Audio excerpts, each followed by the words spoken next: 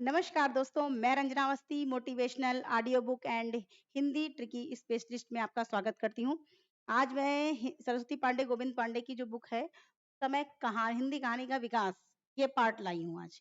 ठीक है, क्योंकि गद्य ज्यादा डिफिकल्ट होती है, तो मैंने कहा पहले आज इसको देखते हैं। ठीक है, आपका फागु काव्य से स्टार्ट करना वहां पे, तो आज ये देख लेते हैं पहले। ठीक है, इसको भी साथ में लेके चलेंगे तभी कवर हो पाएगा। ठीक है, हिंदी कहानी का विकास।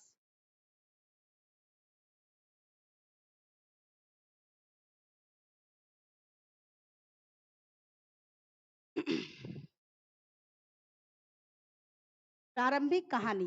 हिंदी कहानी का उद्भव कब से माना गया? द्विवेदी युग से माना गया था। हिंदी कहानी का उद्भव द्विवेदी युग से माना गया। ठीक है, आचार्य रामचंद्र शुक्ल ने अपने इतिहास में आरंभिक कहानियां जो सरस्वती में प्रकाशित हुई थी, सरस्वती जो पत्रिका थी उसमें प्रकाशित हुई थी। तो इसमें कौन कौन सी थी सरस्वती पत्रिका में जो जो प्रकाशित हुई थी? सबसे पहले देखिए, इंदुमती।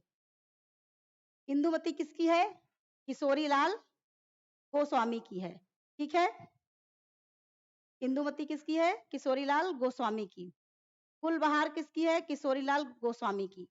प्लेग की चुड़ैल भगवान दास की। 11 वर्ष का समय रामचंद्र शुक्ल की। पंडित और पंडिताइन गिरिजादत्त वाजपेयी। और दुलाई वाली बंग महिला जिनका नाम क्या है? राजेंद्र बाला। ठीक है, तो इंदुमती 1900 में, और गुलबहार 1902 में, और प्लेग की चुड़ैल 2 में, उसके बाद 11 वर्ष का समय 3 में, पंडित और पंडिताइन 3 में, और ये 1907 में। तो ये आपका दुलाई वाली जो है ये 1907 में। ठीक है, और 3 में पंडित और पंडिताइन। ठीक, और 11 वर्ष का समय ये भी 3 में। प्लेग की चुड़ैल भगवान दास की ये 2 में, और गुलबहार ये भी 2 में। ठीक, नेक्स्ट देखते हैं। डॉक्टर गोपाल राय ने लिखा है, डॉक्टर गोपाल, याद रखिएगा, डॉक्टर गोपाल ने लिखा है कि प्रेमचंद्र ने 1908 में प्रकाशित अपनी कहानी सोजे बतन की भूमिका में पहली बार शॉर्ट स्टोरी पद के अर्थ में कहानी का प्रयोग किया। कहानी का प्रयोग किसने किया? प्रेमचंद्र ने 1908 में। ठीक है, जो कि गोपाल राय ने ये चीज बोली है। ठीक, हिंदी साहित्य की प्रथम कहानी और उसके प्रस्तोता कौन है? देखिए, रामचंद्र शुक्ल जी कह रहे हैं कि जो इंदुमती है, देखिए इसको ऐसे देखिए, इंदुमती किसकी है? किशोरीलाल गोस्वामी की। प्रेरणी और परिणय किसकी है? किशोरीलाल गोस्वामी की। जमींदार का दृष्टांत ये किसका है? न्यूटन का। ठीक है, एक टोकरी भर मिट्टी माधवराव सप्रे का है। अब इसमें देखिए कि किसने, इसके प्रस्तोता कौन है? तो इसमें क्या हुआ? रामचंद्र शुक्ल ने कहा इंदुमती है, रामचंद्र शुक्ल ने कहा इंदुमती है। बच्चन सिंह ने कहा परिणय है। इसको याद कैसे रखेंगे कि ये तो आपको याद हो गया ना, इतना पूरा ये तो याद हो गया। ठीक है, कि किसने क्या कहा। ठीक, ये तो कौन सी कहानी किसकी, ये तो पता ही हो गया। ठीक, नेक्स्ट इसमें देखिए, रामचंद्र शुक्ल ने कहा इंदुमती है। बच्चन सिंह ने कहा अब बच्चों का परिणय, जो अपने लोगों के बच्चे होते हैं उनका परिणय यानी विवाह होता है, तो बच्चन सिंह ने कहा परिणय। ठीक, राजेंद्र बड़वालिया, बड़वालिया है तो ये जमींदार है, हर चीज को बढ़ा लेते हैं, बढ़ा बढ़ा के अपनी संपत्ति बढ़ा रहे हैं। देवी प्रसाद का क्या है? एक टोकरी भर मिट्टी 1901 की है। ठीक है, देवी प्रसाद की क्या है? देवी देवी की मूर्ति बनाने के लिए हम लोगों को एक टोकरी मिट्टी चाहिए, एक टोकरी। ठीक, राजेंद्र बड़वलिया 71 में, और ये 1887 में, ये 1900 में। ये इंपॉर्टेंट, इसको याद रखिएगा। ठीक है, नेक्स्ट है इंदुमती को मौलिक कहानी ना मानकर, इंदुमती को मौलिक कहानी ना मानकर शेक्सपियर के नाटक टेम्पेस्ट टेम्पेस्ट का छाया अनुवाद माना जाता है। अन्य विद्वानों ने एक टोकरी भर मिट्टी को, जो कि सन 1901 में छत्तीसगढ़ मित्र में प्रकाशित हुई थी, प्रथम कहानी स्वीकार किया। एक टोकरी भर मिट्टी किसने स्वीकार किया है? छत्तीसगढ़ मित्र ने। ठीक है, अन्य विद्वानों ने इसको माना कि एक टोकरी भर मिट्टी जो है, जो 1900 में आई थी, ये छत्तीसगढ़ मित्र ने छत्तीसगढ़ मित्र में प्रकाशित हुई थी। ठीक है, तो इसमें ऐसे याद रखिए कि जो मित्र है, ठीक है, मित्र है वो एक टोकरी भर मिट्टी लेके आए। ठीक, अब माधवराव सप्रे ने बाल गंगाधर तिलक के मराठी गीता रहस्य का हिंदी भाषा में अनुवाद किया। माधवराव सप्रे थे जो, उन्होंने बाल गंगाधर तिलक जो तिलक के मराठी जो था गीता रहस्य, उसका अनुवाद किया था। माधवराव सप्रे ने बाल गंगाधर तिलक के मराठी गीता रहस्य का हिंदी भाषा में अनुवाद किया था। लक्ष्मी नारायण लाल, लक्ष्मी नारायण के लाल जो हैं, लक्ष्मी नारायण के जो लाल हैं, उन्होंने शिल्प विधि की दृष्टि से आचार्य रामचंद्र शुक्ल की कहानी 11 वर्ष का समय को हिंदी की प्रथम कहानी माना। किसने माना? लक्ष्मी नारायण लाल ने। ठीक है, तो ऐसा समझ लीजिए ये भगवान राम थे, ये लक्ष्मी नारायण लाल थे, तो इन्होंने कहा कि सोर्स लगा दिया कि तुम मेरी कहानी को कहना कि जो है 11 वर्ष का समय जो है वो हिंदी की प्रथम कहानी है। ठीक, नेक्स्ट देखते हैं।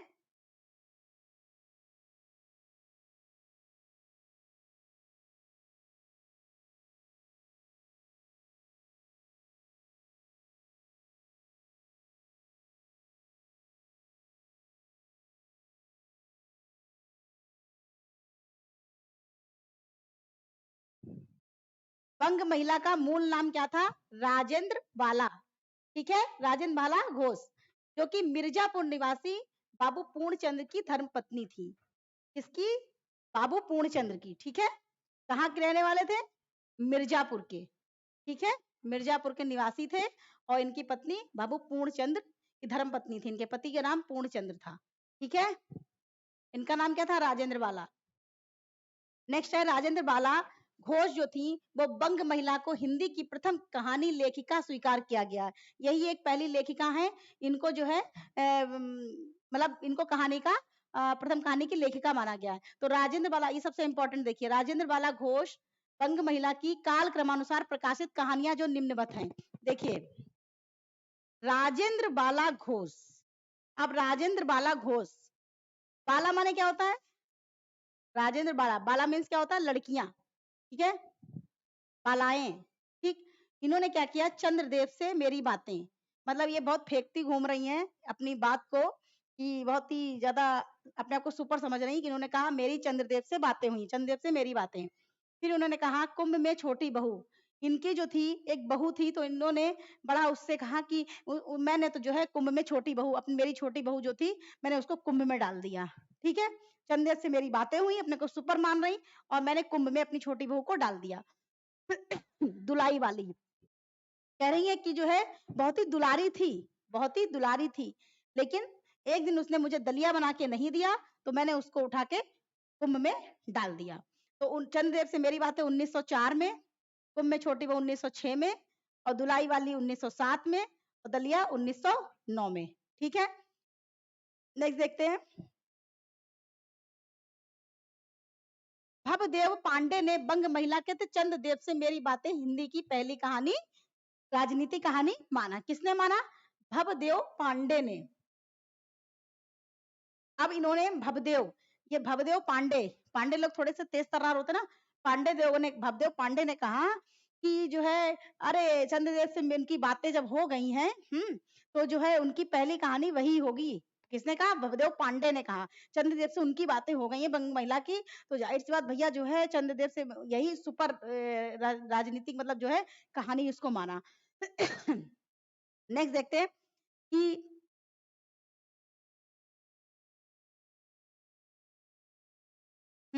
केशव प्रसाद सिंह, केशव प्रसाद सिंह, केशव जो है, केशव मेरे एक जानने वाले हैं केशव, तो केशव जो है चंद्रालोक की यात्रा की उन्होंने। कहाँ की? चंद्रलोक की उन्होंने यात्रा की, और उनके ऊपर आपत्तियों का पहाड़ आ गया। ठीक है, गए तो थे चंद्रलोक की यात्रा करने के लिए, लेकिन एकदम से पता नहीं कौन सी समस्या आ गई उनकी फैमिली में, कि उनकी जो है आपत्तियों का पहाड़ उनके ऊपर आ गया। ठीक है, माधव, माधव भी जान पहचान के हैं, तो उनको उनका क्या था? पुरोहित का आत्मत्याग। वो जो थे माधव जी जो थे, पुरोहित का आत्मत्याग मतलब माधव जी आत्मत्याग करने के लिए परमानेंट तैयार रहते थे। आत्मत्याग, समर्पण, माधव जो था वो क्या करते थे, पुरोहित का आत्मत्याग मतलब आत्मत्याग करने के लिए आतुर रहते थे। और मन की चंचलता, और थोड़ा मन से चंचल थे, ठीक है ना, मन से चंचल थे, मतलब कुछ बच्चे होते नहीं चंचल टाइप के, बच्चे नहीं थे बड़े थे। फिर है गिरिजा दत्त वाजपेयी, पवित्र पति का पवित्र प्रेम। देखिए चंद्रलोक की यात्रा 1900 में, आपत्तियों का पहाड़ 1900 में, ये दोनों इन्होंने 1900 में की थी, ठीक है, जो कि इंदुमती भी 1900 में थी। पुरोहित का आत्मत्याग 1900 में, मन की चंचलता 1900 में। तो केशव और ये जो है माधव, और जो है रामचंद्र शुक्ल वाली इंदुमती किशोरीलाल गोस्वामी की, ये जो है इंदुमती, ये भी 1900 में थी, ठीक। ये चार, दो और दो चार, एक पांच, पांच 1900 में हुई। गिरिजा दत्त, गिरिजा दत्त वाजपेयी का देखिए, गिरिजा माने क्या होता है, पार्वती जी। तो पार्वती जी जो है पति का पवित्र प्रेम 1903 में, पति का पवित्र प्रेम क्या है 1903 में, कैसे कि पार्वती जो है ये अपने पति से बिल्कुल इनका पवित्र प्रेम है, क्योंकि आपने देखा होगा कि जितने भी भगवान हैं, जैसे कृष्ण जी हैं, उनकी राधा और रुक्मणी हैं, है ना, इस टाइप से, लेकिन शंकर जी की पत्नी सिर्फ एक है। शंकर जी के पति पार्वती जी के पति भी एक हैं, शंकर जी की पत्नी भी एक ही है। तो गिरिजादत्त वाजपेयी पति का पवित्र प्रेम, ठीक है, याद हो गया, बिल्कुल याद हो गया। फिर है कार्तिक प्रसाद, कार्तिक एक मेरे जानने वाले हैं, उनके पिता का नाम रियल में दामोदर राव है, ठीक है, दामोदर राव की आत्मकहानी, ठीक। उसके बाद में देखिए सूर्य नारायण दीक्षित, सूर्य नारायण दीक्षित क्या है, चंद्रहास का अद्भुत आख्यान 1906 में है, ठीक है, 1906 में। इसको कैसे याद करेंगे, सूर्य नारायण जब बहुत तेज चढ़ जाते हैं, ठीक है, तो चंद्रमा एकदम से अगर आ जाता है तो सूर्य भगवान छिप जाते हैं, जैसे नहीं बादल जब आ जाते हैं तो एकदम से जो है सूर्य कितनी भी तेज हो तो मौसम बहुत अच्छा हो जाता है। तो सूर्य नारायण दीक्षित चंद्रहास का अद्भुत आख्यान, ठीक है। नेक्स्ट है वेंकटेश नारायण। तो वेंकटेश्वर में जब आप जाएंगे, वेंकटेश्वर भगवान में जब आप जाएंगे तो वहां पे एक असरफी जरूर मिलेगी, एक असरफी जरूर मिलेगी, ठीक है। तो ये है 1906 में, ये दोनों एक जैसे हैं, सूर्य नारायण और वेंकटेश्वर ठीक है, एक असरफी की आत्मकथा 1906 में। फिर है वृंदावन लाल वर्मा। तो वृंदावन जब आप जाएंगे तो वहां पे राखी बंध भाई बहुत सारे मिलेंगे, ठीक। राखी बंध भाई 1909 में है, ये राखी बंध भाई जरूर मिलेगा वहां पे, ठीक है, कि वहां पे इतने सारे भाई होंगे, जब आप वृंदावन जाएंगी तो हर किसी को भाई मानेंगी, हर किसी को अपनी बहन मानेंगी, तो वहां पे इतने भाई होंगे। अगर आप रक्षाबंधन में पहुंच जाएंगी तो वहां पहुंच जाएंगे तो वहां पे राखी बंधवाने की कमी नहीं होगी। तो राखी बंध भाई, ठीक है। तातार और एक वीर राजपूत है, दूसरा क्या है, राखी बंधवाई तो हो गया, तातार को हम लोग कांतर से ले लेते, कांतर, कातर को जानते हैं, कातर माने कुछ और भी होता, पता नहीं क्या। कातर को कमेंट बॉक्स में लिखिएगा उसका दूसरा नाम क्या है, जो जैसे डंक टाइप के होते, चिपक जाती बिल्कुल, ठीक। तो तातर कातर, अब वृंदावन में इतनी सारे झाड़ झक्काड़ हैं तो उसमें जो है कातर भी बहुत सारी हैं, ठीक है। तो कातर से वहां पे बच के रहना चाहिए, ठीक है। नेक्स्ट देखते हैं विश्वनाथ जिज्जा, विश्वनाथ जिज्जा, देखिए कहाँ गए विश्वनाथ जिज्जा, हाँ, विश्वनाथ जिज्जा। अब जिज्जा जी जो है, जीजा जी जो होते हैं उनका हृदय कैसा होता है, विदीर्ण होता है। कैसा हृदय, विदीर्ण होता है, कैसे कि जब साली की शादी होती है, जब साली की शादी होती है तो वो, अब जैसे उनका पहले आव भगत घर में होता है, और जब साली की शादी होती तो वो ही सोचते कि साली की तो शादी हो रही है तो चली जाएगी दूसरे घर, ठीक है। अब उनका हृदय जो है विदीर्ण हो रहा कि अब यहाँ पे मेरी आव भगत कौन करेगा, तो उनका हृदय कैसा विदीर्ण हो रहा है, परेशान हो रहा है, ठीक है। राधिका रमन राधिका, राधिका नाम की एक लड़की है, तो वो कानों में कंगना इतने बड़े बड़े पहनती है, कानों में कंगना, जैसे आपने देखा होगा ना कि कानों में लड़कियां कोई कोई इतने बड़े बड़े कुंडल पहन लेती हैं, अरे भगवान कुछ पूछिए नहीं, बड़े बड़े कानों में कंगना। और बिजली अब बिजली की तरह अपने आप को बिजली से कम नहीं समझती, जब कानों में कंगना पहन लिया तो बिजली से अपने आप को कम नहीं समझती, बिल्कुल बिजली लगते रे। वो एक गाना है, बिजली गिराने मैं हूं आई, है ना। तो इस तरीके से विशंबर नाथ विशंभर नाथ जी जो हैं, विशंभर नाथ जी हैं, वो कहते हैं कि जो है रक्षाबंधन, हम तो हमारे तो कोई भी आ जाए रक्षाबंधन, विशंभर नाथ जी जो है उनकी बहनें नहीं है, तो विशंभर नाथ जी की एक भी बहन नहीं है, तो वो कहते हैं भैया मेरे लिए तो संसार की सारी बहनें ही हैं, कोई भी आ जाए मेरे रक्षाबंधन कर दे आके, मेरी कलाई नहीं सुनी होनी चाहिए लेकिन कोई भी रक्षाबंधन कर दे, ठीक है। नेक्स्ट देखते हैं गिरिजा, गिरिजा कहाँ गए, गिरिजा कुमार घोष हिंदी में लाला पार्वती नंदन नाम से कहानी लिखते थे। इनकी प्रमुख कहानियां हैं, देखिए गिरिजा कुमार घोष, गिरिजा कुमार घोष हिंदी में लाला पार्वती नंदन नाम से कहानी लिखते थे। अब गिरिजा तो पार्वती जी का नाम है ना, तो गिरिजा कुमार घोष थे लाला पार्वती नंदन के इसे कहानी लिखते थे, ये चीज नहीं पता चली। ठीक है, गिरिजा कुमार, गिरिजा नाम पार्वती नाम सेम है, तो ये गिरिजा कुमार घोष हिंदी में लाला पार्वती नंदन नाम से ये कहानी लिखते थे। तो इनकी कहानियां कौन सी थी, देखिए बड़ी इंटरेस्टिंग तरीके से बताते। एक के दो दो 1906 में लिखी गई। एक के दो दो का मतलब क्या है, एक के दो दो का मतलब पार्वती जी एक हैं और दो इनके, एक कार्तिकेय हो गए और कार्तिकेय हो गए और दूसरे इनके गणेश जी हो गए, तो एक के दो दो। और मेरा पुनर्जन्म, ये गणेश जी कह रहे हैं, गणेश जी कह रहे हैं, गणेश जी की सूंड काट दी थी ना शंकर जी ने, तो जो है सूंड नहीं, वो क्या कहते हैं, सर काट दिया था, तो उन्होंने कहा मेरा तो पुनर्जन्म हुआ है। किसने कहा, गणेश जी ने कहा, यानी लाला पार्वती नंदन, पार्वती जी के नंदन ने कहा है, नंदन यानी गणेश जी ने। ठीक है, नेक्स्ट देखते हैं, प्रेमचंद्र युग। प्रेमचंद्र का मूल नाम, यह आता है, प्रेमचंद्र का मूल नाम नवाब राय था। इंपॉर्टेंट है, लिख लीजिए, BIMP, सारा इंपॉर्टेंट फिलहाल है। प्रेमचंद का मूल नाम नवाब राय, नवाब भी आप नवाब राय, धनपत राय, ये सब आप कैसे याद रखेंगे कि इनका मूल नाम क्या है। इनका मूल नाम ऐसे याद रखिए कि हर आदमी अपने आप को नवाब समझता है, ठीक है ना, कहावत होती है हर आदमी अपने आप को नवाब समझता है कि इससे बड़ा कोई हो ही नहीं सकता, ठीक है ना, इससे बड़ा कोई हो ही नहीं सकता, हम बहुत बड़े नवाब हैं। ठीक है, नवाब राय। तो नवाब राय की प्रथम कहानी कौन सी थी, देखिए नवाब राय की प्रथम कहानी इश्के दुनिया बा हुब्बे वतन, इसके दुनिया बा हुब्बे वतन शीर्षक से अप्रैल 1908 में जमाना में प्रकाशित हुई थी।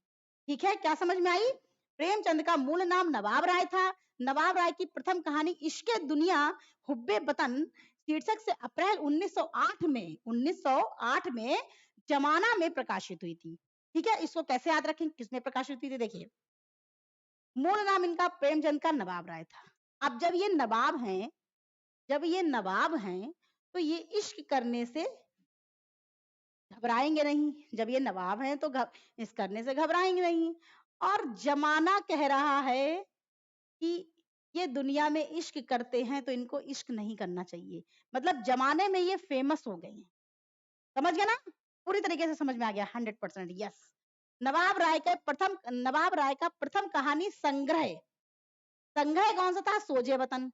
संग्रह उसको बोलते हैं जिसमें एक चीज के अंदर बहुत सारे चीजें हों, ठीक है, संग्रह उसको बोलते हैं। तो सोजे वतन सन 1908 में, 8 में वो भी थी और 8 में ये भी है। जमाना प्रेस, जमाना में प्रेस कानपुर, जमाना प्रेस कहाँ है, कानपुर में से प्रकाशित हुई थी। देखिए नवाब राय की प्रथम कहानी संग्रह सोझे वतन है, जो कि 1908 में लिखी गई। जमाना प्रेस में इनका संकलन हुआ। जमाना प्रेस कहाँ है, कानपुर, जो कि लखनऊ के पास में है। ठीक है, सोझे वतन में 5 कहानी संकलित हैं जो कि निम्नवत है। देखिए, इसके दुनिया, इन्होंने इश्क किया, इन्होंने इश्क किया, संसारिक प्रेम और दशा प्रेम, दुनिया का सबसे अनमोल रतन। अब ये कह रहे हैं जो इश्क है ये दुनिया का सबसे अनमोल रतन है। कौन, नवाब राय। फिर ये कह रहे हैं ये मेरा वतन है, हम कुछ भी करें मेरी मर्जी, मतलब बताइए किस तरीके के हैं। शेख मखमूर, शेख मखमूर ने कहा भाई तुम मखमूर शेख लोग शेख हैं, तो उन्होंने कहा मेरी ही बेटी तुम्हें बची है, तुम तो हिंदू हो मैं मुसलमान हूँ, तो तुम जो है तुम्हें मेरी ही बच्ची बच्ची है, शेख ने कहा। तो सिल ए मातम, सिल ए मातम, तो इन्होंने कहा चुपचाप शादी कर दो मेरी, यह मेरा वतन है और हिंदू मुस्लिम कुछ नहीं होता है, और मेरी शादी कर दो। ठीक है, तो उन्होंने कहा ऐसा नहीं हो सकता, ठीक है ना, अपने अपने धर्म में शादी करो। ठीक है, फिलहाल इसको दिल पे ना लीजिएगा, ये ओनली ट्रिक है ना, किसी ना किसी तरीके से याद होना चाहिए। ठीक है ना, फिर देखते हैं सोजे वतन, नवाब राय इधर था, इधर था, सुमति हो गया, हाँ। सोजे वतन के प्रकाशन के बाद देखिए इनके ऊपर इल्जाम लग गया था, तो सोजे वतन के प्रकाशन के बाद ब्रिटिश सरकार ने नवाब राय पर सिडिशन का, ये आ सकता है, इसको आप लिख लीजिए, सिडिशन का आरोप लगाकर उनके सारे संग्रह को जब्त कर लिया। उनके जितने भी संग्रह थे सारे संग्रह को जब्त कर लिया। ठीक है। और सोजे वतन जो था ये उर्दू कहानियों का संग्रह है। किसका है? उर्दू कहानियों का संग्रह है। प्रेमचंद नाम से उनकी पहली कहानी जो थी वो बड़े घर की बेटी दिसंबर 1910 में जमाना में प्रकाशित हुई थी। प्रेमचंद नाम से, ठीक है, ये तो उनकी आपके नवाब राय के नाम से हुई थी, तो लेकिन प्रेमचंद नाम से जो थी, प्रेमचंद्र के नाम से जो प्रकाशित हुई वो बड़े घर की बेटी थी दिसंबर 1910 में। इनकी 10 साल की बच्ची थी, तो वो बड़े घर की बेटी अपने आप को समझती थी। क्या समझती थी? इनकी 10 साल की बच्ची समझती थी मैं अपने भाई, अपने पिताजी को, हर आदमी, हर बच्चा अपने पिताजी को अमीर समझता, तो वो समझती थी मैं बहुत ही बड़े घर की बेटी हूँ। ठीक है। किसकी बेटी? प्रेमचंद की। कितने साल की थी? 10 साल की। ठीक है, 10 साल का बच्चा समझदार हो जाता। नेक्स्ट देखते हैं, प्रेमचंद की प्रथम कहानी सौत हिंदी भाषा और देवनागरी लिपि में 1915 में सरस्वती पत्रिका में प्रकाशित हुई थी। इसको कैसे याद करेंगे? प्रेमचंद की प्रथम कहानी थी सौत, ठीक है, जो कि देवनागरी लिपि में 1915 में सरस्वती में प्रकाशित हुई थी। अब प्रेमचंद जी जो थे वो अपनी पत्नी को बहुत ज्यादा परेशान करते थे, हड़काते थे, कहते थे ज्यादा ना बनना, नहीं तो मैं जो है देवनागरी से, देव के नगर से, अब प्रेमचंद देखो ऐसे देखिए, प्रेमचंद की जो पत्नी, प्रेमचंद जी थे अपनी पत्नी से कहते थे कि मैं देवनागरी से, मतलब देवों की नगरी से 15 बार ये बात कह चुके थे कि मैं जो है तुम्हारे लिए सौत ला दूंगा। ठीक है। तो लेकिन प्रेमचंद की पत्नी कहती थी तुम ऐसा कर ही नहीं सकते, तुम्हारी हिम्मत ही नहीं है, क्योंकि मेरे ऊपर सरस्वती का वरदान है। ठीक है, मेरे ऊपर सरस्वती का वरदान है। नेक्स्ट देखते हैं, कुछ आलोचक प्रेमचंद्र के पंच परमेश्वर 1916 को इनकी प्रथम कहानी मानते हैं और अंतिम इनकी कफन है। इसका तो सीधा सीधा लिंक ले लीजिए कि जो इनकी पत्नी ज्यादा उम्र की रही थी ना, तो जो है 16 साल की थी, मतलब यहाँ पे ऐसे मान लीजिए ये 15 साल की थी या ये 16 साल की थी, तो 16 साल की इनकी प्रेमचंद की जो पत्नी थी, तो वो पंच परमेश्वर को बहुत मानती थी। ठीक है, 15 साल की, वो 16 साल की इनकी पत्नी पंच परमेश्वर को बहुत मानती थी और सरस्वती को मानती थी, लेकिन अंत में इन्होंने इतना उसको परेशान किया कि आखिर वो कफन में बंध ही गई बेचारी। ठीक है। नेक्स्ट देखते हैं, प्रेमचंद के अन्य उपन्यास का वो कहानियां हैं। इसको बहुत इजी तरीके से ऐसे समझ लीजिए, इसको याद करने का, देखिए सप्त सरोज 1917, नवनिधि 1917, प्रेम पूर्णिमा 1918, प्रेम 25 23, प्रेम प्रसून 24, प्रेम द्वादशी 26, और उसके बाद में प्रेम प्रतिमा 1926, प्रेम प्रतिज्ञा 1929, प्रेम चतुर्थी 1929, प्रेम कुज 1930, सप्तसुमन 1930, कफन 1936। देखिए कफन पूछा जाता है 1936 में। ये देखिए इसका क्या कैसे याद करेंगे, सबसे अच्छा तरीका बता रहे हैं, देखिए सप्त सरोज, इसको याद करिए, सप्त सरोज, सप्त सुमन और कफन। ठीक, ये याद हो गया।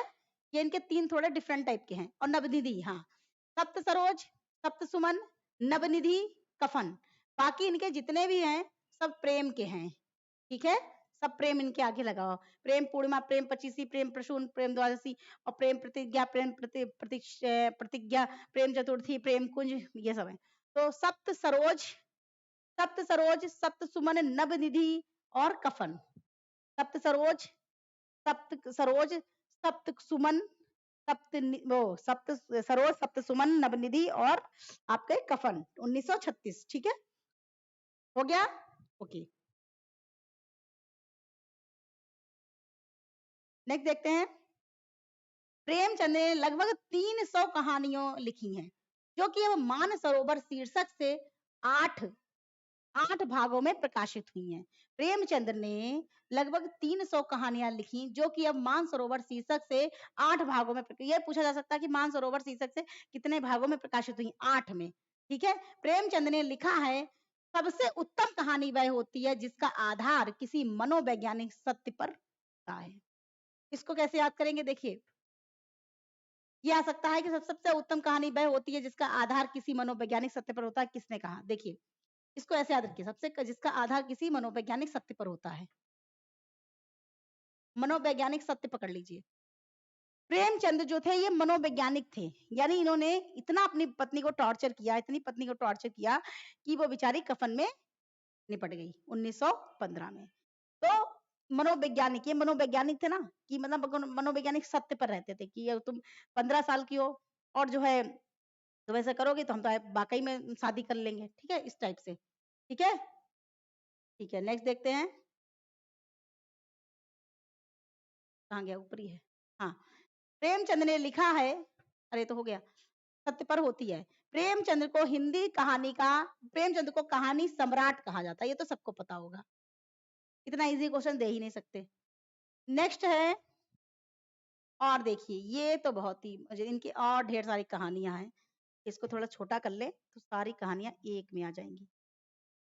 अरे भाई आ जाओ, आने की तैयार ही नहीं, नहीं आओगे। हाँ, देखिए दिख रहा है ना सबको, बस थोड़ा सा कर दे, ये ना आए, ठीक है, थोड़ा सा और कर दें। हाँ, देखिए सबसे पहले क्या है, नमक का दरोगा, सबको पता है नमक का दरोगा 1913, सजत्ता का दंड 1916, ईश्वरी न्याय 1917, दुर्गा का मंदिर 17, बूढ़ी काकी 20, शांति 21, सवा शेर गेहूं 24, शतरंज के खिलाड़ी 24, मुक्ति मार्ग 24, मुक्ति धन 24, सौभाग्य कोड़े 24, दो सखियां 1928, अलगोज्झा, पूस की रात 1930, समर यात्रा 1930, पत्नी से पति 1930, सदगति 1930, दो बैलों की कथा 1931, होली का उपहार 1931, ठाकुर का कुआं 1930, ईदगाह 33 और नशा 34, बड़े भाई साहब 34, सफर 1936, मतलब 36, 13 से शुरू होकर 36 से सब निपट गया। ठीक, देखिए नमक का दरोगा सबको पता होगी, प्रेमचंद की है। अब क्या हुआ, प्रेमचंद की पत्नी जो नहीं रही, तो देखिए नमक का दरोगा, दरोगा भी इनका कुछ नहीं बिगाड़ पाया, ठीक है। सज्जनता का दंड, इन्होंने कहा कि मेरी पत्नी सज्जन थी इसलिए उसके साथ ऐसा हुआ, उसको दंड मिला, उसको ईश्वरी न्याय मिला क्योंकि वो मुझे परेशान करती थी। वो दुर्गा का मंदिर भी जाती थी बूढ़ी काकी के साथ, शांति से जाती थी, सवा शेर गेहूं मंदिर में दान करती थी, सवा शेर गेहूं मंदिर में दान करती थी। और मैं जो था, कौन, प्रेमचंद्र, प्रेमचंद जो थे वो क्या करते थे, शतरंज के खिलाड़ी थे प्रेमचंद। देखिए प्रेमचंद्र, यहाँ तक तो समझ में आ गया। फिर नमक का दरोगा, दरोगा भी उनका कुछ नहीं कर सका। सज्जनता वो कह रहे हैं, मतलब एक तो मर गई बेचारी, मतलब बीमारी से मरी, सज्जनता का दंड उसको मिला, ईश्वरी न्याय उसको मिल गया, दुर्गा के मंदिर जाती थी, सवा शेर गेहूं भी वहां देती थी, और बूढ़ी काकी के साथ जाती थी, शांति से जाती थी, ठीक है। सत्र अब वो प्रेमचंद कह रहे मैं शतरंज का खिलाड़ी था, मुझे शतरंज बहुत पसंद था, और मुझे मुक्ति मार्ग मुक्ति धन जो है चाहिए था, मुझे मुक्ति का मार्ग चाहिए था और मुझे मुक्ति का धन चाहिए था, ठीक है। मुक्ति मार्ग मुक्ति धन इनको चाहिए था।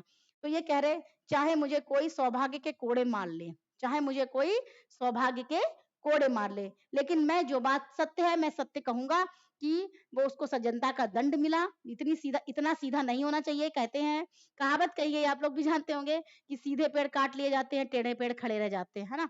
तो ईश्वरी न्याय है, जो सत्य है मैं सत्य कहूंगा, मुक्ति का मार्ग चाहता था और मुक्ति धन चाहता था, सौभाग्य कोड़े चाहे मेरे मान ले। फिर क्या हुआ, दो सखियां, दो सखियां किसकी थी, उनकी पत्नी की, दो सखियां उनकी पत्नी की थी।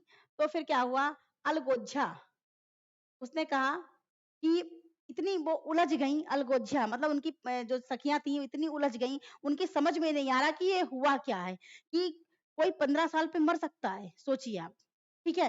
तो एक दिन क्या हुआ, पूस की रात थी, पूस की रात थी, और प्रेमचंद्र जो थे समर की यात्रा के लिए जा रहे थे, समर की यात्रा यानी गर्मियों की वेकेशन मनाने के लिए जा रहे थे, ठीक है। तब तक क्या, पत्नी से पति एकदम से उनको जो है अपनी पत्नी की याद आ गई, कितना भी दुष्ट आदमी होगा लेकिन उसको याद तो आनी ही आनी, और कितनी भी मतलब बेकार पत्नी होगी उसको अपने पति की याद आनी आनी है। तो उन्होंने कहा कि एकदम से वो पूछ की रात में उनका मन नहीं लग रहा क्योंकि अलगोज्जा आ गई, 2 सखियाँ उसकी आ गई अलगोज्जा। तो उसने कहा कि क्या हो गया? उससे पूछा, डिटेल पूछी तो एकदम से वो भावुक हो गया। जब वो भावुक हो गया तो उसने कहा कि वो चलो कोई बात नहीं, हम थोड़ा मन चेंज कर लेते हैं, अपना मूड चेंज कर लेंगे ना, कहीं घूम आओ तो मूड चेंज होता। तो उसने कहा पूस की रात में, उस रात में वो निकला समर यात्रा के लिए। एकदम से उसको पत्नी से पति मतलब पत्नी से पति मतलब पति से पति को पत्नी की याद आ गई। तो उसने कहा सदगति, कोई बात नहीं, उसको सदगति मिल गई। हो सकता कि मेरे पाप हों और मैं रोज रोज ये कहता था, मेरे कहने से ऐसा हुआ ना।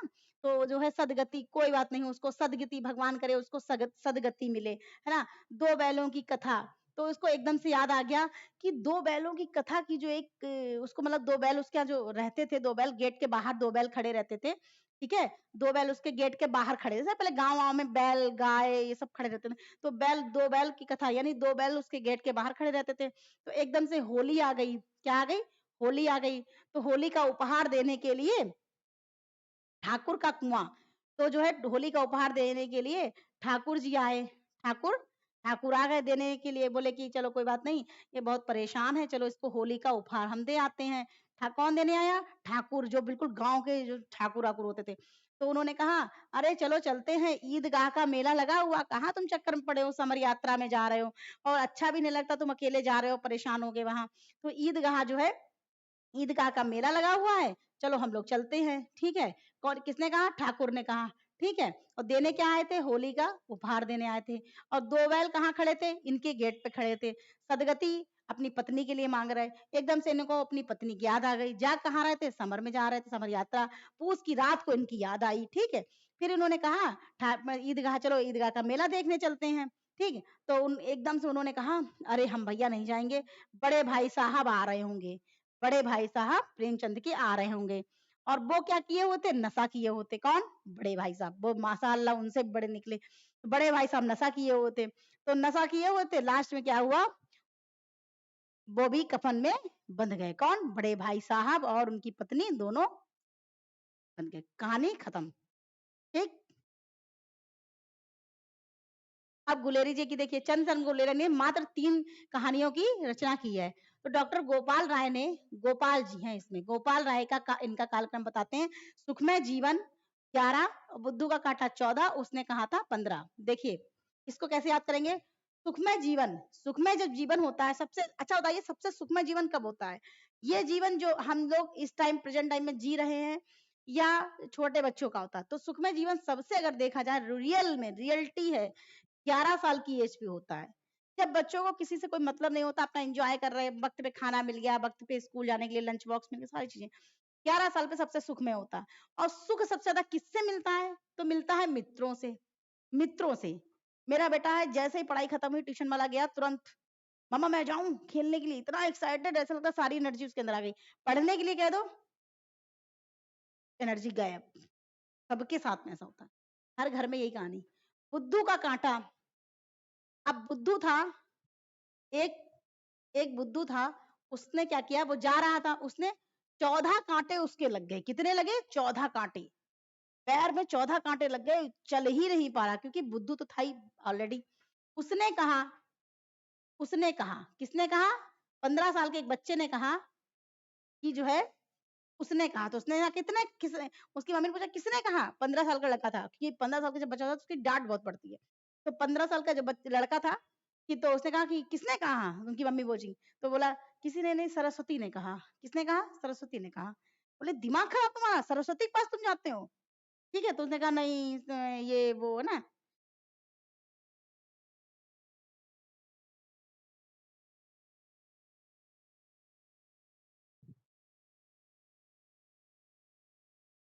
हम्म, उसने कहा था, उसने कहा था प्रथम विश्व युद्ध की पृष्ठभूमि पर लिखी गई प्रेम संवेदना की कहानी है। उसने प्रथम विश्व युद्ध की पृष्ठभूमि पर लिखी गई प्रेम संवेदना की है। किसमें लिखी, किसमें किस पत्रिका में लिखी थी? सरस्वती पत्रिका में। किस सन में? 15 साल में, ठीक है, 1915 में। आचार्य रामचंद्र शुक्ल ने, उसने कहा था कहानी की, आचार्य रामचंद्र शुक्ल ने, उसने कहा था कहानी प्रशंसा करते हुए लिखा है कि घटना इसकी ऐसी है जैसे बराबर हुआ करती है। उसमें से भीतर से प्रेम का एक स्वर्गीय रूप स्वरूप झांक रहा है। केवल झांक रहा है, निर्लज्जता के साथ पुकार या कराह नहीं रहा है। कहानी भर में कहीं प्रेम की निर्लज्जता, प्रागल्भता, वेदना की विभत्स विवत्र नहीं हुई है। सुरुचि के सुकुमार से सुकुमार स्वरूप पर कहीं आघात नहीं पहुंचा। इसकी घटनाएं ही बोल रही हैं, पात्रों के बोलने की अपेक्षा नहीं। क्या समझ में आई? ये पूरा दे देंगे आपको। उसने कहा था कहानी की प्रशंसा करते हुए, ये किसने कहा? तो देखिए इसको कैसे लिखेंगे, इसको इस तरीके से बनाएंगे। एक मिनट। उसने कहा था कहानी की प्रशंसा करते हुए, लिखा है कि घटना कैसी बराबर पर इसमें से प्रेम, भीतर से प्रेम का, हाँ उसमें से ये एक स्वर्गीय स्वरूप झांक रहा है। ठीक है, केवल झांक रहा है, निर्लज्जता के साथ पुकार या नहीं रहा। अब देखिए रामचंद्र भगवान जो थे, ये क्या थे? उसमें से भीतर से प्रेम स्वर्गीय रूप, मतलब बिल्कुल रामचंद्र भगवान प्रेम, भीतर से इनके प्रेम निकलता था। भरत को प्रेम किया, कैकई को प्रेम किया, ठीक है, तो जो है उसमें सबको अपने गले लगा लिया उन्होंने, है ना, प्रेम रामचंद्र भगवान ने। ठीक है, तो रामचंद्र ने कहा। अब नेक्स्ट देखिए, उसने कहा था फ्लैशबैक पूर्व दीप्त पद्धति पर लिखी गई हिंदी की प्रथम कहानी है। अगर ये आ जाता, ये क्वेश्चन आ भी चुका है फिलहाल एक बार, फ्लैशबैक पूर्व दीप्त पद्धति पर लिखी गई हिंदी की प्रथम कहानी कौन सी है? तो उसने कहा था 1915 में सरस्वती पत्रिका में प्रकाशित हुई। ठीक है, नेक्स्ट देखते हैं। अरे कहाँ गया? जय शंकर प्रसाद जी। हाँ, जय शंकर प्रसाद जी आ जाइए भाई, और आइए और आइए और आइए। हाँ आ गए, यस। ने कहा जयशंकर प्रसाद आ गए, ठीक है। देखिए जयशंकर प्रसाद, जयशंकर प्रसाद की प्रथम कहानी 1911 में ग्राम शीर्षक से इंदु पत्रिका में प्रकाशित हुई। जयशंकर प्रसाद की प्रथम कहानी ग्राम 1911 में हिंदू पत्रिका में प्रकाशित हुई। देखिए शंकर जी, अधिकतर आपने देखा होगा शंकर जी की पूजा, जैसे गांव में छोटे छोटे से मंदिर होते हैं, तो वहां पे छोटी छोटी सी शिवलिंग रखी होती है ना, छोटी छोटी सी शिवलिंग। क्योंकि मेरे भी बाबा जी ने एक मंदिर बनवाया, तो छोटी सी शिवलिंग रखी हुई है, लेकिन बहुत सच्चा मंदिर है ना। जयशंकर प्रसाद जी की प्रथम कहानी 1911 में। और जब मेरे बाबा 11 साल के थे, जब मतलब गाँव का बच्चा जो होता है, तो 11 साल के थे, मतलब आप ऐसे, अब मेरी स्टोरी है। जयशंकर प्रसाद की प्रथम कहानी 1911 में ग्राम शीर्षक पर। तो शंकर जी का जो मंदिर था, उसमें 11 साल से छोटे-छोटे बच्चों को संस्कार देने चाहिए, ऐसे अतुल्य संस्कार देने चाहिए कि चाहे वो ग्राम का हो, चाहे जहाँ का हो, और चाहे जो कितना भी बड़ा इंदु, मतलब इंदु माने क्या होता है कि ऐसे मान लीजिए इंदु, जयशंकर प्रसाद की प्रथम कहानी इंदु, वो ग्राम जो है 1911 में इंदु पत्रिका में प्रकाशित हुई। ठीक है, तो इंदु जो है उनकी लड़की है। तो शंकर जी कहते हैं कि, मतलब एक लोग हैं, तो वो कहते हैं अपनी बच्ची से, 11 साल की इंदु है, वो कहते हैं, और वो गांव में रहते हैं, तो कहते हैं कि जो है बेटा जल चढ़ा दिया जाके करो। ठीक है, अब जयशंकर प्रसाद की और कहानी देख लेते हैं। देखिए कहानी संग्रह छाया। अब देखिए शंकर जी का जो मंदिर होता है, तो वो छाया में बना होता है, चाहे वो पेड़ की छाया किसी भी तरीके से हो, वो लेकिन पेड़ की छाया के नीचे शंकर जी का शिवलिंग, जो छोटी सी बटिया होती वो भी रखी होती है। ठीक है, छाया में 1912। प्रतिध्वनि, ध्वनि मीन्स घंटा, वहां पे प्रतिध्वनि, जब आप घंटा बजाएंगे ऐसे ऐसे शंकर जी के यहाँ, तो प्रतिध्वनि निकलेगी ना, प्रतिध्वनि बार बार। फिर आकाश दीप, आकाश में, जैसे हम लोग को जब परेशान होते हैं, तो आकाश की तरफ देख के कहते हैं हे शंकर भगवान कि प्लीज कृपा कर दो, दया कर दो, है ना, इस तरीके से कहते हैं। आंधी, अब चाहे आंधी आए, जो मंदिर जाता है पर डे, जिसकी आदत है पर डे जाने की, जैसे हमारे यहाँ कॉलोनी में बहुत सारे लेडीज हैं, एजेड हैं, तो वो लोग क्या करती हैं कि चाहे आंधी आए, चाहे बारिश आए, चाहे तूफान आए, उनको शंकर जी का मंदिर है, पड़ोस में बड़ा मंदिर है, तो वहां वो डेली जाती, ठीक है। नेक्स्ट है इंद्रजाल, चाहे उनके ऊपर कोई भी जाल बिछाने की कोशिश करे, इंद्र का जाल ही क्यों ना हो, लेकिन वो मंदिर जाना वो नहीं छोड़ती, क्योंकि शंकर जी की बात है। नेक्स्ट देखते हैं पत्थर की, ये तो कहानी संग्रह थे, ये कहानियां हैं। पत्थर की पुकार, अब शंकर जी किसके होते हैं? पत्थर के होते हैं ना, पत्थरिक तो होता है शिवलिंग जो होता है पत्थर का, उस पार का योगी। अब किसी भी पार का अगर योगी है तो वो कुछ भी करके मंदिर तो उसको जाना ही जाना है। उस पार का योगी, किसी भी पार का योगी हो, उसको जय शंकर प्रसाद मतलब वो शंकर जी के मंदिर उसको जाना ही जाना है। चंदा, अच्छा देखा होगा शंकर जी के चंदा होता है ना, चंदा ऐसे तो बनता, चंदा। देवदासी, आपने देखा होगा शंकर जी जब हिमालय पे बैठे होते हैं पर्वत पे पहाड़ पे, तो उनके पास पार्वती जी भी होती है, तो उनके पास दासियां होती हैं, देवदासी। दासी नॉर्मल नहीं, देवों की दासी, ठीक है ना, देवदासी होती हैं जो हर चीज मतलब उनका पार्वती जी का ध्यान रखने के लिए दासियां होती, ठीक है। ममता, शंकर जी में कितनी ममता होती, कितनी ममता होती, औघड़दानी है लेकिन ममता इतनी ज्यादा उनके अंदर है कि जैसे माँ के अंदर ममता होती है वैसे शंकर जी के अंदर ममता है, कूट कूट कर भरी हुई, ठीक है। खंडहर, कोई कोई मंदिर आपने देखे होंगे खंडहर की लिपि खंडहर में भी होते हैं। जैसे आप खंडहर मतलब एक मेरे ही गांव में बहुत ही दूर मतलब बिल्कुल जंगल टाइप का है, तो वहां पे बिल्कुल खंडहर है, वहां मतलब पहले खंडहर था तो बहुत अच्छा बन गया। वहां पे भी शंकर जी की फेमस है, ठीक है। उसको कुछ बोलते हैं ना, गाँव नाम बोल गए। घीसू, ये तो सबको पता होगी जयशंकर प्रसाद का है। अब नेक्स्ट देखिए, चूड़ी वाली, शंकर जी की पत्नी जो है, अब पत्नी है तो चूड़ी तो पहनेंगी, जैसे आजकल ये कंगन चल गए, मैं कंगन पहने हुए हैं तो चूड़ियां, तो शंकर जी की पत्नी जो है पार्वती जी वो चूड़ी तो पहनेंगी ही पहनेंगी, चूड़ी पहने रहती, खनखनाती रहती ना। तो कौन पहनाने वहां आता है, बिसाती पहनाने आता है, कौन, जैसे नहीं बिसाती लोग पहले चूड़ियां पहनाने आते थे गाँव गाँव में ना, अपना बक्सा बक्सा लेके, मैंने नानी के घर में देखा। तो चूड़ी वाली शंकर जी की पत्नी को मतलब पार्वती जी को चूड़ी पहनाने जो चूड़ी वाली आई, कौन, बिसाती, उसको बिसाती भी बोलते, चूड़ी वाली को बिसाती भी बोलते। सालबती, सालबती और मधुआ और नूरी, हुआ क्या, इनकी शंकर जी की जो देवदासी हैं, देवदासी उनका एक है सालबती और एक है मधुआ और एक है नूरी, तो ये तीनों कह रही हैं अरे हमें भी चूड़ी पहना दो, बिसाती से कह मतलब वो बिसाती से कह दीजिए कि हमें भी चूड़ी पहना दो। कौन कह रहा, सालवती, नूरी और मधुआ, ये तीनों लोग कह रहे हैं कि मुझे भी चूड़ी पहना दो। ये कौन है, ये तीनों देवदासियां हैं, ठीक है। तो शंकर जी ने कहा ठीक है कोई बात नहीं, पुरस्कार समझ के मैं तुम्हें चूड़ी पहनवा दूंगा, चलो तुम भी पहनो जाके, पुरस्कार दे दूंगा। गुंडा, तो शंकर जी के पास में शंकर जी की जो पूजा करता है तो कोई भी गुंडा उसका कुछ बिगाड़ नहीं सकता है। और छोटा जादूगर, छोटा जादूगर कौन होता है, जो शंकर जी का भक्त है वो अपने आप में खुद को छोटा जादूगर समझ सकता है कि उसके सारे काम पूरे, किसी को जादूगर किसी को गायब करना नहीं, कि मतलब उसके सारे कार्य पूरे हो रहे हैं भगवान के आशीर्वाद से, तो अपने आप को छोटा जादूगर ही समझे, है ना। नेक्स्ट देखते हैं, छाया, कहाँ गया, छाया, हाँ, छाया प्रसाद की प्रथम कहानी संग्रह है, छाया जो है ये आता है, छाया प्रसाद की प्रथम कहानी संग्रह है, होने के साथ हिंदी का भी प्रथम कहानी संग्रह है, ठीक है। हिंदी का भी छाया जो है प्रसाद की प्रथम कहानी संग्रह, याद रखिएगा, तो छाया और सालवती अंतम अंतिम है, ठीक है।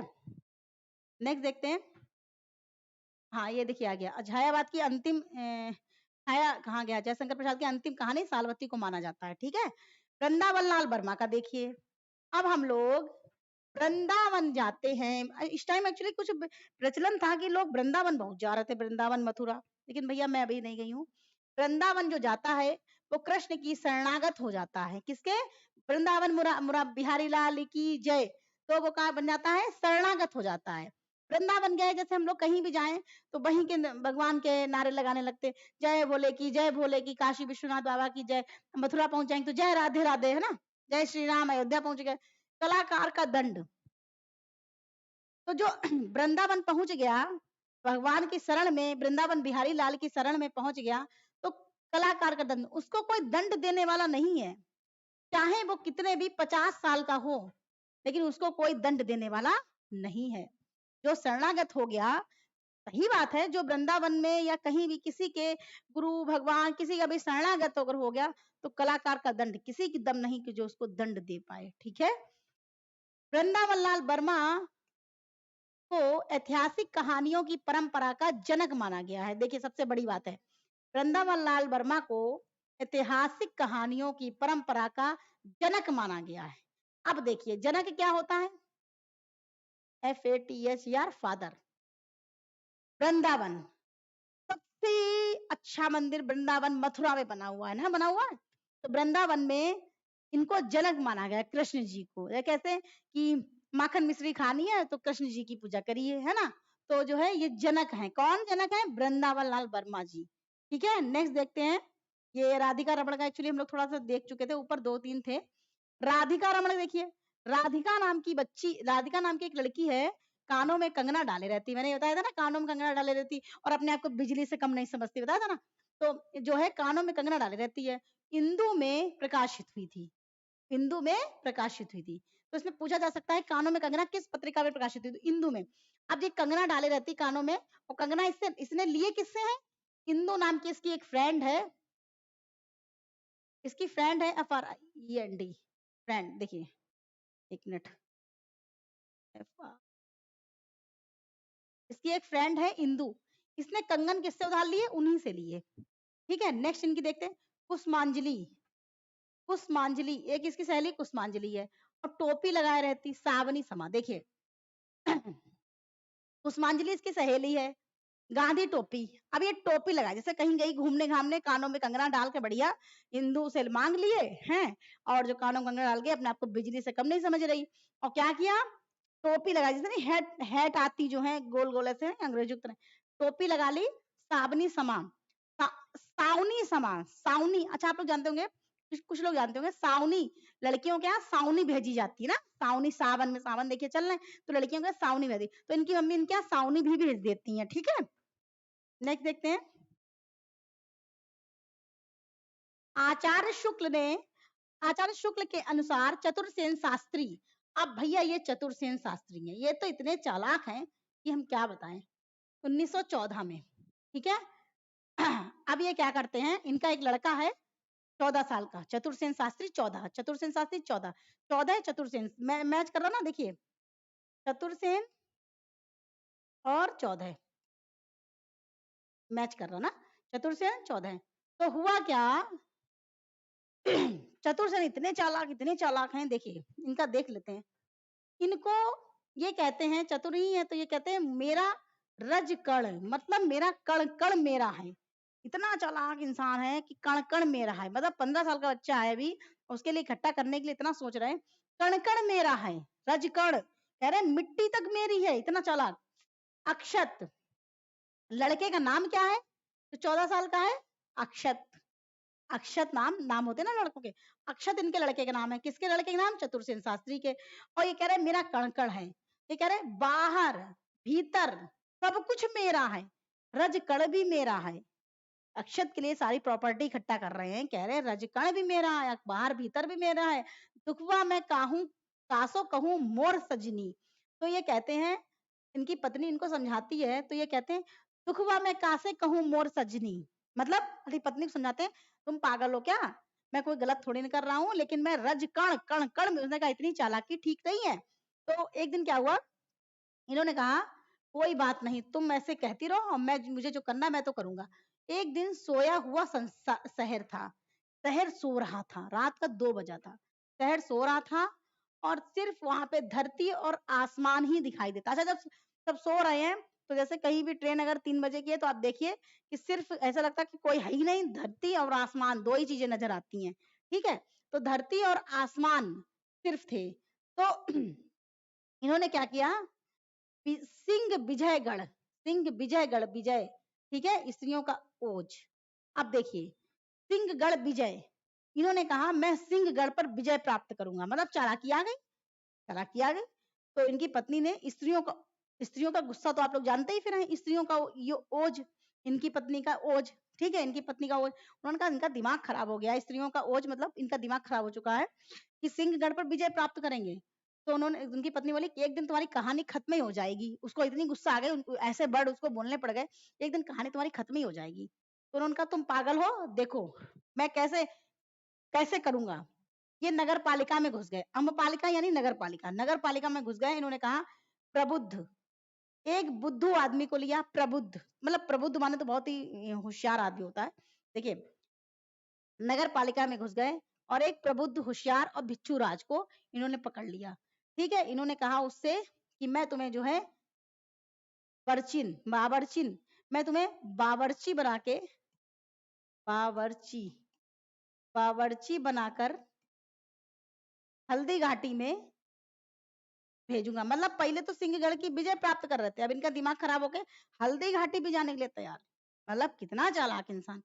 तो इन्होंने कहा कि मैं उसको, तुम पागल हो, मेरी बात सुनो। जब वो गुस्सा आ गई, एक दिन तुम्हारी भी कहानी खत्म हो जाएगी। तो इन्होंने कहा तुम मेरी बात सुनो, मैं नगर पालिका में एक प्रबुद्ध मतलब एक होशियार और एक भिक्षु को, भिक्षु राज मतलब जो भिक्षुओं का राजा होगा, उसको बावर्ची बनाकर हल्दी घाटी में भेज दूंगा। ठीक है, और कुछ जो है बाण उसको दे दूंगा। ठीक, वहां की जो बधू होगी उसको निपटा देगा। सारा कुछ हो गया। ठीक है, इस तरीके से इनकी ये कहानी हो गई। इसको दोबारा सुन लीजिएगा आप लोग।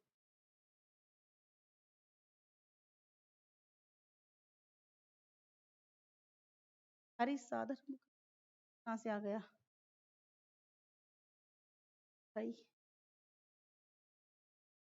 कंफ्यूजन हो गया। देखिए, चमार आ गया, चतुर्सेन शास्त्री मोर कथाकार, हाँ सही तो है। कथाकार, हाँ, एक कथाकार हरि साधन मुखोपाध्याय की बंगला कहानी तेली समा बेगम का रूपांतर माना जाता है। ठीक है, नहीं समझ में आया? देखिए, था चतुर्सेन शास्त्री कृत दुखवा मैं काहू को कैसे कहूँ सजनी, ये बंगला कथाकार थे। ये जो थे बंगला कथाकार थे। ठीक है, कौन? चतुर्सेन शास्त्री दुखवा मैं कासो कहूँ, ये बंगला कथाकार ये रहे आपके हरिसाधन मुखोपाध्याय की बंगला कहानी सेली समा बेगम का रूपांतर माना जाता। कौन सा वाला? दुखवा मैं कैसे कहूँ सजनी। ठीक है, ये वाला सेली समा बेगम का रूपांतर माना गया है। सजनी, सजनी और बेगम को ले लीजिए तो ये जो है सजनी हरिसाधन मुखोपाध्याय की है। अब देखिए प्रेमचंद का देख लेते हैं। ऐसे तो बहुत सारे हैं, मेरा तो मन होता है हम सारा पढ़ाते रहे, लेकिन घर में भी बहुत सारे काम होते हैं, बच्चे भी हैं। प्रेमचंद के अन्य महत्वपूर्ण कहानी एवं कहानी यहाँ निम्न है। देखिए कहानी का हाँ, विशंबर नाथ शर्मा। देखिए, एक विशंबर नाथ हमारे ताऊ जी हैं। ताऊ जी, आप भी अपने ताऊ जी समझ लीजिए। विशंबर नाथ ताऊ जी हैं। कल्प मंदिर, कल्प मंदिर समझ रहे हैं? कल्प मंदिर मतलब गोला में जो मंदिर है, गोला में शंकर जी का मंदिर है ना। आप लोगों ने अगर जो लोग गए हो तो जय बोले लिखें। गोला में मंदिर है शंकर जी का। ठीक है, तो ये हालांकि गोला में ही रहते हैं। तो विशंबर नाथ ताऊ गोला में गए, गोला गए, कल्प मंदिर। इन्होंने चित्रशाला भाग 1 और चित्रशाला भाग 2 से कल्लोल और प्रेम प्रतिमा और मणिमाला इन्होंने खरीदी। किसके लिए खरीदी? गोला के शंकर जी के लिए। क्या खरीदा? विशंबर नाथ ताऊ जी गल्प मंदिर गोला के मंदिर गए। इन्होंने चित्रशाला भाग 1 चित्रशाला भाग 2 से कल्लोल, वहां बहुत ढम ढम ढम ढम ढम ढम कल्लोल हो रहा था, खूब कल्लोल हो रहा था। इन्होंने सोचा कि जब तक ये आरती हो रही, कल्लोल हो रहा, तब तक हम ऐसा करें कि प्रेम की प्रतिमा मतलब शंकर जी की एक प्रेम की प्रतिमा इतनी बड़ी और एक मणि माला, मणियों की माला इनके लिए खरीद लें। ठीक है, नेक्स्ट देखते हैं। राय कृष्ण दास।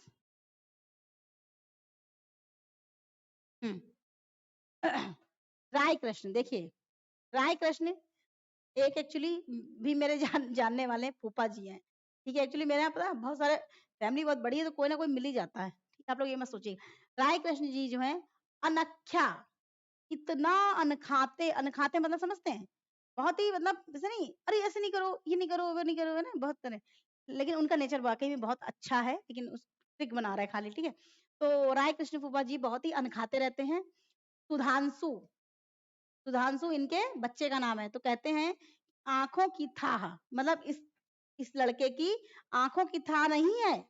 आंखों की तथा अन्य कहानियां, आंखों की था नहीं है, इतना दुष्ट है ये, कुछ पूछो नहीं। आंखों से मतलब काजल छुटा लेगा कि धीरे से सामान निकाल लेगा कुछ भी, है ना। आंखों की था नहीं, चुपचाप निकल लेगा बाइक उठा के। सुधांशु, ठीक है, राय कृष्ण फूफा के बेटे के नाम क्या है? सुधांशु। तो अपने बच्चे से इतना अनखाते रहते हैं जिसकी कोई हद नहीं। कहते हैं यहाँ ना जाओ वहां ना जाओ, उनके मतलब आंखों की था नहीं। और अब वो कह रहे हैं कि इस लड़के की आंखों की था नहीं है। सब अपने अपने हिसाब से चल रहे हैं। अब राहुल संस्कृतांक देखिए, सतमी के बच्चे और बोलगा से गंगा, ये सबको पता। लेकिन अगर पता यही दे दी जाती बोलगा से गंगा तो आप लोग यात्रा वृत्तांत लगा देते, लेकिन ये यात्रा वृत्तांत नहीं, ये कहानी है। ठीक है, सतमी के बच्चे और बोलगा से गंगा। अब देखिए शिव पूजन सहाय, शिव पूजन सहाय जी जो है, ये शिव का पूजन करोगे तो महिला का महत्व तो होना ही चाहिए। कहानी का प्लॉट, अगर शिव का पूजन आप करेंगे तो महिला महत्व, तो महिला के महत्व को वो जरूर समझेंगे और एक आप कहा मतलब एक आप प्लाट को खरीद सकते हैं अगर आप शिव का पूजन करेंगे। ठीक है, नेक्स्ट देखते हैं पद्मलाल पुन्नालाल बख्शी। बख्शी, एक बख्शी जी हैं, वो क्या करते हैं, उनकी एक लड़की है अंजलि और एक है कनक, कनक रेखा। एक लड़की है अंजलि, एक लड़की है कनक। तो वो क्या करती है, इतनी झलमला जाती है। कारण क्या होता है, जितने भी जैसे आपने देखा होगा ओवर अमीर बाप की जो लड़कियां होती हैं जिनके पास एक्स्ट्रा पैसा होता है, तो वो मतलब कुछ भी कह दो, कि मैंने देखा ना कि कुछ भी कह दो, अरे अपने माँ बाप की बिल्कुल इज्जत ही नहीं है, कि कोई भी अगर सामने बैठा है तो उसकी इज्जत ही नहीं है। अरे वो थोड़ी देर के लिए शांत हो जाओ, जब वो चला जाए उसके बाद में आपको जो कहना है आप कहो अपने मम्मी पापा से या किसी से भी एटलीस्ट। ठीक है, कि लेकिन सामने किसी की बेइज्जती नहीं करनी चाहिए, है ना। तो बख्शी जी की लड़की का नाम है अंजलि और कनक।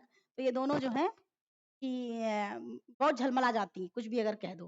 ठीक है, बद्रीनाथ भट्ट देखिए, अब बद्रीनाथ का देखिए मजेदार कहानियां। हाँ देखिए, बद्रीनाथ तो सब लोग जानते हो, केदारनाथ बद्रीनाथ। बद्रीनाथ जब आप गए जाएंगे तो बद्रीनाथ गए तो सुदर्शन ने कहा तुम ऐसा करना, सुप्रभात, सुबह 3:30 बजे की, सुबह 3:30 बजे की गाड़ी है, सुबह सुबह जाना सुप्रभात में। तो देखो कितना परिवर्तन लगता है जीवन में, ऐसा लगता है पता नहीं कितना बड़ा परिवर्तन हो गया है, कि क्योंकि हर आदमी 6 7 8 9 10 बजे तक सो के उठता है। ठीक है, तो उसमें जो है जब सुबह सुबह कभी उठो तो ऐसा लगता है ना कितना परिवर्तन आ गया है। तो सुप्रभात को तुम जाना, बद्रीनाथ की ट्रेन 3:30 बजे की है, परिवर्तन तुम्हारे जीवन में हो जाएगा, तुम्हें कितना अच्छा लगेगा। सुदर्शन सुधा, ये तो आप लोग को पता चल जाएगा कि सुदर्शन है। तीर्थ यात्रा, बद्रीनाथ एक तीर्थ यात्रा भी है। सुदर्शन सुमन, ये सुदर्शन इसमें आ गया। और फिर उन्होंने कहा परिवर्तन होगा लेकिन पनघट पड़ेगा बीच में, तो वहां नगीने और झरोखे भी होंगे, देखना कितने सुंदर लग रहे हैं वहां पे। जो है जब आप बद्रीनाथ जाएंगे तो सुप्रभात को जाना। ठीक है, और कितना परिवर्तन आपको जीवन में लगेगा कि हम कितना अच्छा कर रहे हैं। और वहां पे बीच में जब गुजर रहे होगे तो पनघट पड़ेगा, वहां पे नगीने, कितने सुंदर सुंदर नगीने और झरोखे पड़ेंगे, उसको देखना कितना प्यारा लगता है। तो कहा भाई ठीक है, ये हो गई इनकी की स्टोरी। अब देखिए चंडी प्रसाद हृदयेश, चंडी प्रसाद हृदयेश, हाँ चंडी प्रसाद देखिए। चंडी चंडी आपने देखा होगा हरिद्वार जब आप जाएंगे तो चंडी देवी पड़ता है, चंडी देवी है ना। तो चंडी देवी निकुंज, देवी प्रसाद चंडी निकुंज और बनमाला। जब आप चंडी देवी चढ़ेंगे तो वहां क्या होगा, कितना सुंदर नंदन निकुंज होगा और बन की मालाएं होंगी वहां, मालाएं बन की माला। ठीक है, बन जैसे बन की माला समझ लीजिए, जैसे कि एक बन दो बन तीन बन, एक पेड़ दो पेड़, बिल्कुल माला जैसी चले माला पोह दी गई हो ना। ठीक है, नेक्स्ट देखते हैं भगवती प्रसाद वाजपेयी। हाँ, भगवती प्रसाद वाजपेयी का देखिए, भगवती जी का जब हम लोग पूजा अर्चना करने जाते हैं तो हम लोग मधुपर्क यानी शहद लेके जाते हैं। मधुपर्क, कोई भी मिष्ठान लेके जाएंगे, मधुपर्क ले लीजिए, मधु मीन शहद होता है, तो मधुपर्क ले लीजिए, शहद ले लीजिए, उससे भी काम चल जाएगा। और वहां पे दीप मालिका, दीपों की मालिका लगा देते हैं, जैसे नहीं कोई 5 दिया जला रहा, कोई 6 जला रहा, दीप मालिका। पुष्प कारणी, पुष्प भी वहां लेके जाते हैं, पुष्पों की माला पुष्प कारणी लेके गए। हिलोर, वहां हम लोग गाने भी गाते हैं, भगवान जी के गाने, जय माता दी जय माता दी ना, ये सब। खाली बोतल लेके तो बिल्कुल नहीं जाना है, हमेशा जब मंदिर जाओ तो भरी चीज लेके जाओ और वापस आओ तो भरा लेके आओ, है ना। खाली बोतल बिल्कुल भी नहीं ले जानी है। ठीक है, मेरे सपने, तो उसमें क्या था, एक इंसान जब जाता है तो मधुपर्क लेके जाता, दीप मालिका जलाता, पुष्प कारणी जलाता, हिलोर गाना गाता, खाली बोतल नहीं लेके जाता। फिर वो कहता है मेरा सपना क्या है, मेरा सपना लेकिन ज्वार भाटे की तरह है। मेरा सपना जो है इतना इजी नहीं है। मेरा जब सपना ज्वार भाटे की तरह है। कैसा है? कला की दृष्टि से, कला की दृष्टि से मेरा सपना ज्वार भाटा की तरह है। और उसको अगर देखा जाए कला की दृष्टि से, तो वो उपहार में अगर भगवान चाहें, उपहार में अगर भगवान चाहें, चाहे वो अंगारे के समान क्यों ना हो, लेकिन भगवती उसको कितना भी उतार चढ़ाव दें, लेकिन उसका सपना जरूर पूरा करती हैं। ठीक है, समझ गए? बिल्कुल समझ गए। नेक्स्ट देखते हैं, विनोद शंकर व्यास। देखिए कहाँ गया?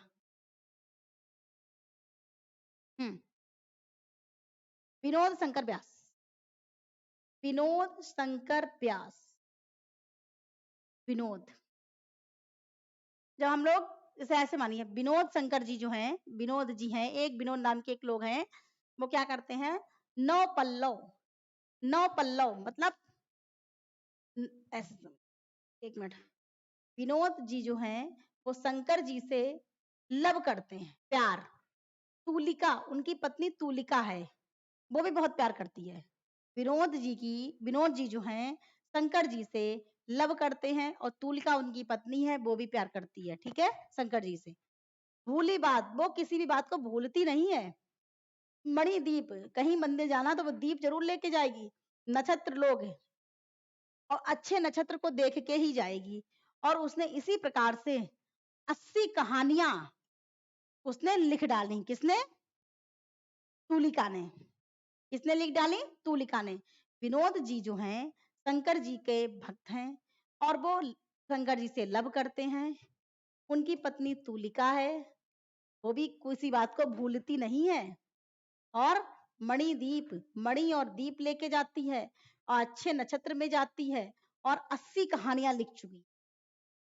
ठीक है, नेक्स्ट देखते हैं, जनार्दन, नहीं कहाँ गया, जनार्दन प्रसाद द्विज, हाँ जनार्दन, अरे जनार्दन जी जो हैं वो किस द्विज, वो ब्राह्मणों को किस यानी प्यार करते हैं। मालिका, माली, माली के, मालिका, माली की, माली के जो मृदु दल होते हैं, मृदु दल मधुमयी तरीके से वो उसको एक्सेप्ट कर लेते हैं। क्या? जनार्दन जी जो हैं वो द्विज को किस करके, मालिका, माली के मृदु दल यानी कि जो पुड़िया उड़िया देने नहीं आते, जो हैं फूल पत्ती देने आते हैं, माली लोग जो फूल पत्ती नहीं, पुड़िया बना के, पुड़िया पन्नी भर के देने आते हैं, फूल पत्तियां, मृदु दल को मधुमयी तरीके से एक्सेप्ट करके भगवान पे चढ़ाते हैं। ठीक है, अब देखिए उग्र का, उग्र का तो बहुत मजेदार है। देखिए उग्र जो भाई, उग्र माने क्या होता है? दुष्ट, शैतान। अगर इसमें बच्चों का लिया, बेचन मतलब बच्चे, बच्चे जो हैं चॉकलेट ना दो तो उग्रता दिखाने लगते हैं। शैतान मंडली, अरे बच्चे उग्र तो शैतान की मंडली इतनी बड़ी होती, कुछ पूछो ना। चिंगारी, चिंगारियां, इनका जो है जब्त कर लिया गया था उग्र का। तो जो है अगर घर के अंदर ना हो तो माचिस सामने रखी हो तो वो चिंगारी 100% लगाई देंगे। तो जब भी कभी आप लोग जाओ, ये एक सीख है कि बच्चों से माचिस दूर रख के जाओ, माचिस तो उनके पास नहीं होनी चाहिए। और जब कभी मेला जाएंगे तो वो धनुष तो जरूर ही खरीदेंगे, एक धनुष नहीं, एक पोपो वाला, पो पो धनुष, ये दो चीजें तो जरूर ले, रामलीला वगैरह में जाओ तो आप लोग देखो तो ये जरूर ली ली जाए। घोड़े की कहानी, और घोड़ा, एक घोड़ा नहीं, घोड़ा जरूर खरीदेंगे, घोड़ा। ऐसे ऐसे नहीं टिक टिक टिक टिक, कुत्ता एक होता ना, ऐसे ऐसे दबाओ तो चूं चूं चलता, तो घोड़ा लगना, घोड़ा जरूर लेंगे। और बलात्कार, बच्चों को हमेशा सीख देनी चाहिए, जो बच्चे उग्र होते, शैतान होते हैं, या हर बच्चे को सीख देनी चाहिए कि बलात्कार, इससे बिल्कुल समझाना चाहिए कायदे से कि ये सब चीजें कितनी गलत होती है ना। अपने बच्चों को समझदारी सिखाइए। निर्लज्जता, अगर जो उग्र होगा अपने बच्चों को समझदारी नहीं सिखाएगा तो ये भी काम करने के लिए तैयार रहता, जो कि समाज में बहुत ही गंदा काम है, और निर्लज हो जाता बच्चा है। दो जख की आग, दो जख की आग, और उसको किसी भी प्रकार की कोई भी उसको दिक्कत नहीं होती, उसको शर्म नहीं लगती है। दो जग की आग मतलब वो आग के समान हो जाता है। जब ये सब काम कर लेगा तो वो आग के समान हो जाएगा, किसी के सामने कुछ भी करने के लिए तैयार। दो जग की आग उसको लगनी चाहिए। क्रांतिकारी हो जाता है, क्रांतिकारी कहानियां, क्रांतिकारी हो जाएगा। उग्र का हास, और उसका हास जो भी उग्र हो जाएगा उसका सब हाथ से बनाएंगे, हंसी बनाएंगे। जाहिर सी बात, इतना गलत काम करोगे तो हंसी तो बनेगी बनेगी ना। तो गल्पांजलि, और अपने बच्चे को अंजलि नहीं, गल्पांजलि, देखिए इसका क्या था, एक मिनट मैं बता रहा। हाँ, गल्पांजलि अपने बच्चों को जो नहीं जो होता है सूर्य भगवान को जल चढ़ाने के लिए, नहीं हम लोग अर्घ देते हैं, गल्पांजलि, जली ना जली, तो गल्पांजलि। तो अपने बच्चों को हमेशा सिखाइए कि सूर्य भगवान को जल दीजिए, है ना। बहुत अच्छा, इससे अंदर से फीलिंग इतनी प्यारी आती है, सुख मिलता है। सूर्य भगवान उसको शक्ति देते हैं, पावर देते हैं ना। तो ये हो गया। रेशमी, रेशमी जो है, अपने बच्चों को रेशमी कपड़े कम पहनाइए, कॉटन के कपड़े पहनाइए। जो बच्चे उग्र होते हैं उनको रेशमी कपड़े बिल्कुल नहीं पहनाने चाहिए, शांति वाले कपड़े पहनाने चाहिए।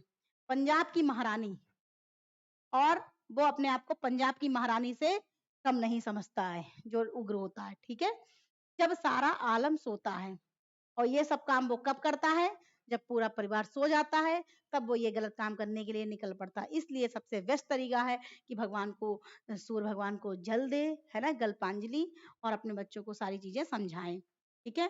अब नेक्स्ट देख लेते हैं कितना बचा है, फिर हम चलिए 1 घंटे की वीडियो हो गई है। अब देखिए चंद्रगुप्त विद्यालंकार, चलिए इसको देख लेते हैं। चंद्रगुप्त, चंद्रगुप्त विद्यालंकार, चंद्रकला, ये मैच कर रहा, ठीक है। और सूर्यकांत त्रिपाठी निराला से हम लोग स्टार्ट करते हैं अगली वीडियो में, ठीक है। तो thank you so much, all the best. और आई थिंक आप लोगों को ये बिल्कुल ट्रिक समझ में आ गई होगी। और 2 बार 3 बार आप लोग वीडियो देखिए, 100% आपके दिमाग में जब आप बुक उठाएंगे ना तो सारा कुछ आपको रिवाइज होने लगेगा कि अरे इसकी तो ट्रिक मैम ने ये बताई थी, इसकी ट्रिक ये बताई थी, है ना। तो इस तरीके से हो जाएगा, बहुत अच्छे से हो जाएगा। और जो डिफिकल्ट पार्ट होता है, भाई पहले मैंने सोचा चलिए कहानी का स्टार्ट कर दें थोड़ा सा ना, बाकी मैं जरूर लाऊंगी। और इससे पहले वाली जो वीडियो मेरी पड़ी हुई है उसको आप लोग जरूर देख लीजिए, क्योंकि उसका बिल्कुल स्ट्रक्चर से मैंने बताया है, बहुत अच्छा है। और कुछ भाई बहनों ने कहा भी है कि रियल में ये तरीका होना चाहिए, ठीक है। ये तो पॉइंट वाइज है, ऐसे याद करने के लिए तो इसकी स्टोरी बनाना जरूरी है, क्योंकि दिमाग में एक एक तो जाने से रहा है ना। 1 2 याद कर लेंगे, लेकिन पूरे पूरे आप लोग नहीं याद कर सकते। और जैसे ही आपके सामने आएगा पंजाब की महारानी, तो पंजाब की महारानी थोड़ा सा दिमाग डालेंगे, अगर 2 3 बार वीडियो देखी तो आज याद हो जाएगा। पंजाब की महारानी, तुरंत आपके दिमाग में आया उग्र, है ना, पांडे बच्चन शर्मा उग्र। तो ठीक है, thank you so much, all the best. पढ़ाई करते रहिए, लगे रहिए, और जय महाकाल।